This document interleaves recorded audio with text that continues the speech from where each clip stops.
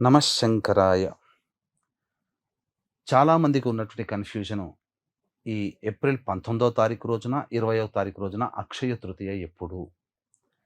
మనకు దగ్గర ఉన్నటువంటి ధర్మసింధు గ్రంథాల ప్రకారం, పరాశర సంహిత, పరాశర స్మృతి ప్రకారము ఈ అక్షయ తృతీయ 20వ తారీఖు రోజున జరుపుకోవడమే మనకు సబబుగా ఉంటుంది.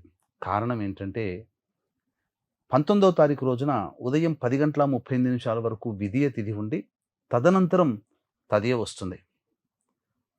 కాబట్టి 20వ తారీఖు రోజున దృక్ సిద్ధాంతం ప్రకారం ఉదయం 7:28 వరకు, పాత గణిత పంచాంగం ప్రకారం 11:32 వరకు ఈ యొక్క తదియ తిథి ఉంది. కాబట్టి 20వ తారీఖు రోజునే ఈ అక్షయ తృతీయ అనేటువంటిది జరుపుకోవడం మనకు శాస్త్ర సమ్మతము. కాబట్టి ఈ యొక్క అక్షయ తృతీయ రోజున మనకు మిథున లగ్నంలో గురువు ఉంటాడు. శుక్రహోర 11-12. కాబట్టి 11 గంటల నుంచి 11:39 మధ్య కాలంలో శుక్రహోరలో ఉండగా, మనం బయట షాపు నుంచి గళ్ళ ఉప్పు, చక్కటి పసుపు, అలాగే డెవోషనల్ పూజా స్టోర్ల నుంచి గోమతి చక్రాలు, నక్షత్ర చక్రాలు, నక్షత్ర గవ్వలు అని అంటారు.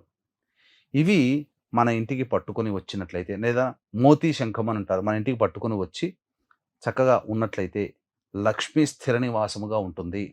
అలాగే దానాది కార్యక్రమాలు కూడా ఈ సమయంలో ఉదక కుంభ దానం అనేటువంటిది చెయ్యాలి. అనగా 11 నుంచి 11:39 మధ్య కాలంలో ఉదక కుంభ దానము చెయ్యాలి.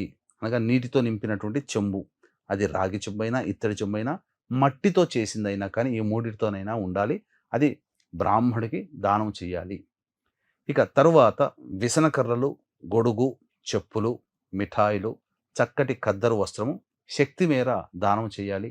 అంతేకాకుండా అవసరమైనటువంటి వాళ్ళకి ఎవరికైనా కానీ ఈ యొక్క అక్షయ తృతీయ రోజున ఈ చెప్పిన విధంగా ఆ సమయంలో దానం చేసినట్లయితే చాలా పుణ్యాన్ని మనం సంపాదించుకున్న వాళ్ళం అవుతాం.